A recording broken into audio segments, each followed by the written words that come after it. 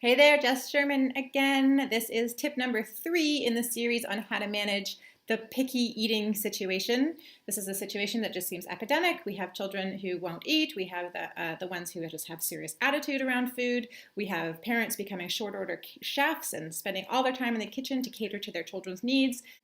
The way I see it, pickiness around food is actually a symptom that something is going on, and we need to be a little bit more active in trying to teach our kids how to become competent eaters. Now, if you missed tip number 1 and tip number 2, go back into previous blog posts, go check them out, and then come to here. This is tip number 3. Now, this one might seem a little bit counterintuitive because when you have a picky eater, if they express hunger, you want to feed them, right? Anytime they want food, you want to feed them because they're not eating their meals and we're stressed out that they're not getting the nutrients that they need. But this tip is about providing consistency around food.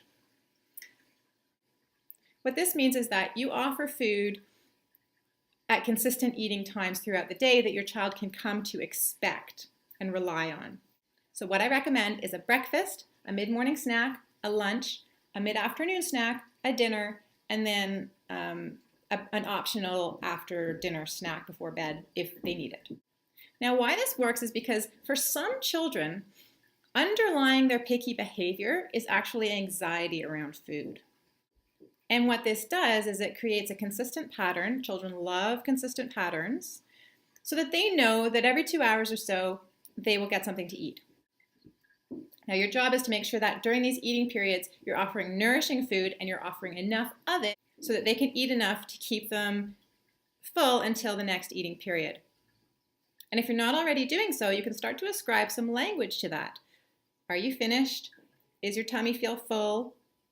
We're not going to be eating between now and lunch. These sorts of things, okay? Now, an important part of this is if your child says no, they don't want to eat, we need to respect that. But we need to remind them that there will not be any eating until the next time. And in 2 hours, if they don't eat anything and they're hungry before the next eating time, it's only a 2-hour period. They're not going to starve. It's not going to be detrimental to their health, okay? They need to wait until it's time. What this is also doing is it's helping them to respect their hunger cues and get to know their hunger cues. So now we started this really early with my family, and I can tell you that it works. We started it very early with our 6-year-old. He's now 6.5, and he knows his hunger patterns. He knows how much he needs to eat, and he knows when he's full. Now with my 3-year-old, he was the picky one. It took a while for him to sort of get this. It took probably the greater part of a year where he would say, no, I'm not hungry, but he really was hungry. And then we needed to stand our ground and say, well, you're not having your snack.